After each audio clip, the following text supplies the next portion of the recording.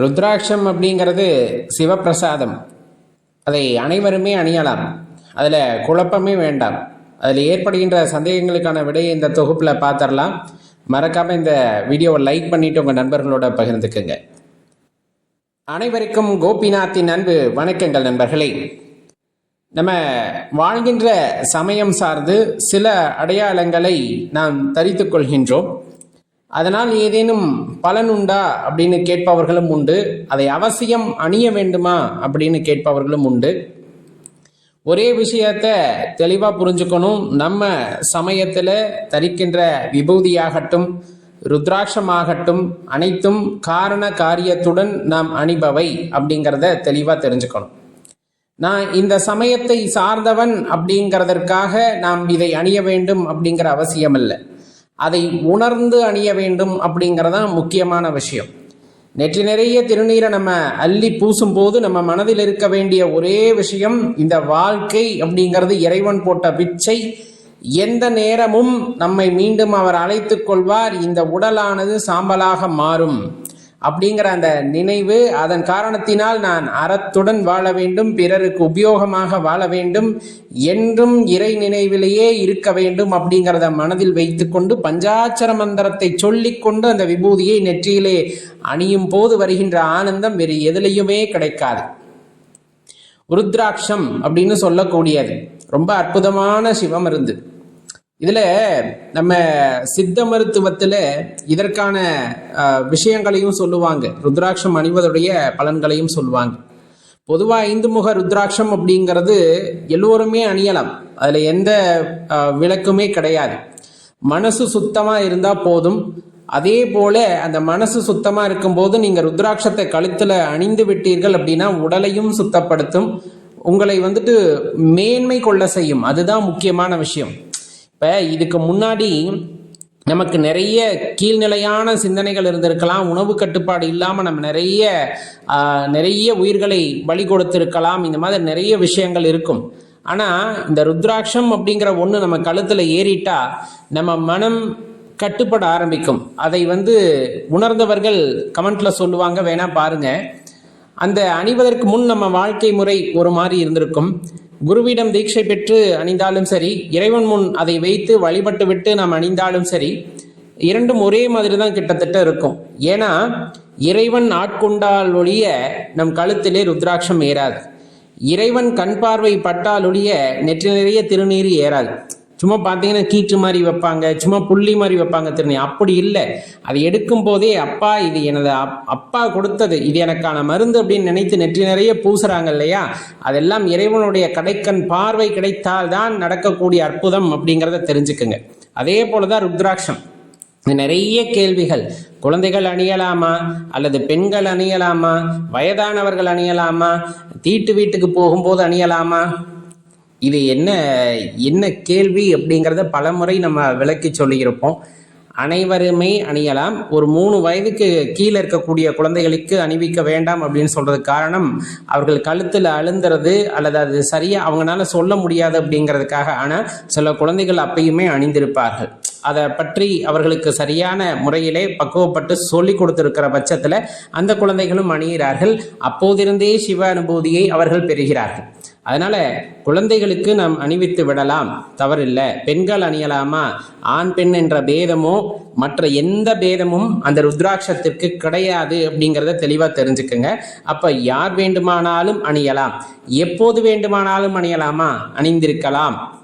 மாதவிடாய் காலத்தில் நம்ம அணிந்திருக்கலாமா அப்படின்னா ஒரே விஷயம், சிவத்தை பற்றி புரியாதவர்கள் பேசுகின்ற பேச்சு அப்படின்னா, தீட்டு வீட்டுக்கு போகும்போது கழட்டி வச்சிருங்க, இறப்புக்கு போகும்போது கழட்டி வச்சிருங்க. இதென்ன கழட்டி வச்சு மாற்றுறதுக்கு நீங்கள் போட்டிருக்க தங்கச்சங்கிலி அல்லது வெள்ளிச்சங்கிலியா? கிடையாது. இது அருமருந்து. தீட்டு இல்லாத இடம் எங்கும் இல்லை. அதை முதலில் நாம் புரிந்து கொள்ள வேண்டும். தீட்டிலும் சரி, நாட்டிலும் சரி, வீட்டிலும் சரி, உடலிலும் சரி, எல்லா இடங்களிலும் சர்வவியாபியாக நிறைந்திருப்பவர் சிவபெருமான். அந்த சிவம் இல்லாத இடம் இல்லை என்பதன் காரணமாக இதற்காக நீங்கள் தீட்டு தடங்கு அப்படின்லாம் யோசிக்க வேண்டாம். ஒரு முறை அது நம் கழுத்தில் ஏறிவிட்டால் இந்த கட்ட நெருப்புல வேகிற வரையிலும் கழுத்திலேயே இருக்கலாம், எந்த தவறுமே கிடையாது அப்படிங்கிறத தெளிவாக தெரிஞ்சுக்குங்க. அதே போல இப்போ ஒருத்தருக்கு உடல்நிலை சரியில்லை அப்படிங்கும் போது குருமுகமாக அந்த ருத்ராட்சத்தை வாங்கி நீங்கள் அணிவித்து விடுகிறீர்கள், பஞ்சாட்சர மந்திரத்தை சொல்கிறீர்கள் அப்படின்னா அவர்களுடைய மனம் பக்குவப்படும், ஆன்மா பக்குவப்படும். ரொம்ப முக்கியமா அதெல்லாம் ரொம்ப பெரிய விஷயம். இப்போ அணியும் போது நம்ம வீட்டிலேயே அணிந்து கொள்ளலாமானா வீட்டில் அணியலாம். ஆனால் அதனினும் சிறப்பு நமக்கு வந்த பிரசாதம், அந்த ருத்ராட்ச பிரசாதம் இருக்கு இல்லையா, அந்த பிரசாதத்தை சிவபெருமான் திருவடியிலே வைத்து, அருகிலே ஆலயங்கள் இருக்கு அப்படின்னா அங்கே ஆலயங்கள் இருந்தால் அங்கே போய் அந்த சிவபெருமானுக்கு முன்னாடி வைத்து அதை பூஜை செய்துவிட்டு பஞ்சாட்சர மந்திரத்தை உருவேற்றி அதன் பிறகு நம் கழுத்திலே அணிந்து கொள்ளுதல் அப்படிங்கிறது ரொம்ப சிறப்பினும் சிறப்பு அப்படிங்கிறத தெரிந்து கொள்ளுங்கள். இதில் நல்ல ஒரு விஷயத்தை நம்ம உணர்ந்துக்கணும் அப்படின்னா, நம்ம எந்த அளவுக்கு ருத்ராட்சம் வாங்கி அணிகிறோமோ அதே போல ருத்ராட்ச தானம் அப்படிங்கிறது ரொம்ப சிறப்பான விஷயம். அதை தானம்னு சொல்லக்கூடாது, பிறருக்கு நம்ம கொடுப்பது அப்படிங்கிறது. இது என்னன்னா இன்னொருவருக்குள் சிவபக்தியை கொண்டு வருவது அப்படிங்கிறது. சிலருக்கு ஏக்கம் இருக்கும், அதை அணியலாமா வேண்டாமா அப்படிங்கிறது. நம்ம கொடுக்குறோம் அப்படின்னா உங்களை குருவாக ஏற்றுக்கொண்டு அவர்கள் அதை கழுத்தில் அணிந்து கொள்கிறார்கள்னா உங்கள் மூலமாக இறைவன் ஒருவரை வழி நடத்துகிறார் என்பதை உணர்ந்து கொள்ளுங்கள். அதனால ஆலயத்துக்கு போறீங்க அப்படின்னா அன்னதானம் செய்வோம், நிறைய தான தர்மங்கள் செய்வோம். அந்த வகையில் வருகின்ற 1 அல்லது 2 நபர்களுக்கு ருத்ராட்சத்தை வழங்கலாம். தெளிவாக புரிஞ்சுக்கணும். அது சில பேர் தயங்குவாங்க, அவங்களுக்கு எடுத்து சொல்லி புரிய வைக்கலாம், தவறில்லை. ரொம்ப வற்புறுத்த வேண்டாம். ஏன்னா அவங்களுக்கு மனதில் ரொம்ப குழப்பம் இருக்குது அப்படின்னாலும் சரி, இன்னும் அவர்களை இறைவன் ஆட்கொள்ளவில்லை அப்படின்னாலும் சரி, வாங்க மாட்டார்கள், வாங்க மறுப்பார்கள், அவர்களை விட்டு விடுங்கள். ஆனால் எப்போ நமக்கு கிடைக்கும் அப்படிங்கிற அந்த ஏக்கத்தில் இருப்பவர்களுக்கு நீங்கள் கொடுக்கின்ற இந்த பிரசாதம் அப்படிங்கிறது வரமாகும். அதுவும் ஆலயத்தில் வைத்து அவர்கள் வாங்குகிறார்கள் என்றால் இறைவன் மூலமாகவே அவர்களுக்கு கிடைப்பதை அவர்கள் உறுதி செய்து கொள்வார்கள். அவர்கள் மனமானது ரொம்ப சந்தோஷமா இருக்கும் நீங்க கொடுக்கறத வாங்கும் போது அப்படிங்கிறத தெரிஞ்சுக்குங்க. மாலையா அணியலாமா? மாலையா அணிவார்கள். ஒற்றையாக அணியலாமா? அணிவார்கள். இது மாதிரி யாருக்கு என்ன விருப்பமோ அதை குரு உபதேசத்தின்படி அணிந்து கொள்வது இன்னமும் சிறப்பாக இருக்கும் அப்படிங்கிறத தெரிந்து கொள்ளலாம். அடியேன் உங்களிடம் ஒரு விண்ணப்பம் வைத்துக் கொள்வது ஒன்றே ஒன்றுதான். நமது சிவபித்தன் அறக்கட்டளையிலிருந்து அடியார் பெருமக்களுக்கு திருவாசக புத்தகமும் ருத்ராட்சமும் கடந்த ஒரு 5-6 வருடங்களாகவே அனுப்பி வைத்து கொண்டிருக்கின்றோம். அது சிவ சேவையாக எண்ணி, அது கட்டணமெல்லாம் எதுவும் இல்லை. இது அறக்கட்டளையிலிருந்து செய்யப்படுகின்ற சேவை. இதை இறைவன் அடியேனுக்கு கொடுத்த ஒரு மிகப்பெரிய வரமாக கருதுகிறோம். அதன் காரணமாக உங்களுக்கோ அல்லது உங்களை சுற்றி இருப்பவர்களுக்கோ திருவாசக புத்தகம் தேவைப்பட்டாலும் சரி, ருத்ராட்சம் தேவைப்பட்டாலும் சரி, இந்த சிவபித்தன் இணையதளத்தில் போய் பதிந்து கொள்ளுங்கள். ஏன்னா அது அந்த முன்னுரிமை அடிப்படையில் யார் முதலில் பதிகிறார்களோ அவர்களுக்கு முன்னுரிமை அப்படிங்கிற வகையில் கொடுத்து கொண்டிருக்கின்றோம் ஒரு 5 வருடங்களாக. உங்களுக்கும் தெரியும். அதே போல் நீங்கள் பதிந்து கொண்டால் உங்களுக்கு அந்த வெரிஃபிகேஷன் கால் அப்படிங்கிறது நம்ம அறக்கட்டளையிலிருந்து வரும். உங்களது முகவரியை சரிபார்ப்பதற்காக மட்டுமே, மற்ற எந்த விஷயத்துக்கும் அது பயன்படுத்த மாட்டாங்க. நீங்கள் அந்த முகவரியை சரிபார்த்த பின்பு 1 அல்லது 2 தினங்களில் அனுப்பி விடுவார்கள். அது உங்கள் கைக்கு வந்ததுமே மீண்டும் அந்த அறக்கட்டளை எண்ணுக்கு தொடர்பு கொண்டு நீங்கள் தயவு செய்து கூறிவிடலாம் வந்துவிட்டது அப்படின்னு. அது உங்களுக்கு வந்துவிட்டதா என்பதை சரிபார்ப்பதற்காக மட்டுமே. இன்னும் அடியார் பெருமக்கள் திருவாசக முற்றுதல் ஏதேனும் பகுதியிலே செய்கிறீர்கள் அப்படின்னா ஒரு 10 அல்லது 15 புத்தகம் மொத்தமாக வேண்டும் என்றாலும் நீங்கள் அந்த பதிவு சிவபித்தன் இணையதளத்திலே பதியும் போது உங்களுக்கு அந்த சரிபார்ப்பு ஃபோன் கால் வருது அப்படின்னா அப்போ அவர்களிடம் சொன்னீங்கன்னா கூட அவங்க மொத்தமாக உங்களுக்கு 5 அல்லது 10 புத்தகங்களை அனுப்பி வைப்பார்கள்.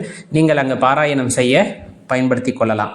சிவபித்தன் அறக்கட்டளை அப்படிங்கிறது சிவ வழிபாடு செய்பவர்களுக்கு துணை நிற்கவும், சிவ ஆலயங்களிலே விளக்கு ஏற்றி வழிபாடு செய்யவும், இயன்ற அளவு சின்ன சின்ன உளவார பணிகளை செய்வதற்காகவும் ஆரம்பிக்கப்பட்டது. அந்த வகையிலே அது சிறப்பாக செயல்பட்டு கொண்டு வருகிறது. இந்த சிவராத்திரியுடன் முடிவு பெற்ற சிவராத்திரியுடன் அறக்கட்டளை ஆரம்பித்து 5 ஆண்டுகள் நிறைவு பெற்றிருக்கிறது அப்படிங்கிறதையும் இந்த நேரத்தில் மகிழ்ச்சியுடன் கூறிக்கொள்கின்றோம். நிறைய அடியார் பெருமக்கள் அந்த அறக்கட்டளைக்கு நிதியுதவி வழங்கி இன்றளவும் அது சிறப்பாக செயல்பட்டு வருவதை உறுதி செய்திருக்கிறார்கள். அதில் இப்படி அப்படின்லாம் இல்லை. எனக்கு தெரிந்து ஒரு அடியார் யாருன்னே தெரியாது. நான் நிஜமாக அவர்களையெல்லாம் கையெடுத்து கும்பிட வேண்டும் என்று நினைக்கின்றேன். எப்போதெல்லாம் பணம் இருக்கிறதோ அப்போதெல்லாம் 10 ரூபாய் அந்த அறக்கட்டளைக்கு வரும். எனக்கு மிகுந்த மகிழ்ச்சி. இதை கொடுங்க அப்படிங்கிறதுக்காக இல்லை, அவர்கள் உழைப்பில் அது எவ்வளவு பெரியது அப்படிங்கிறத அடியேன் உணர்கின்றேன்.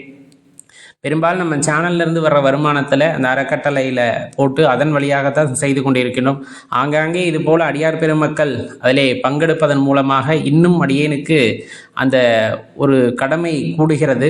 இன்னும் சரியாக செய்ய வேண்டும், நிறைய இடங்களுக்கு கொண்டு சேர்க்க வேண்டும் என்ற அந்த விஷயமும் கூடுகிறது. அனைவருக்கும் இந்த நேரத்திலே நன்றி கொள்ள கடமைப்பட்டிருக்கின்றோம். சிவாய நம.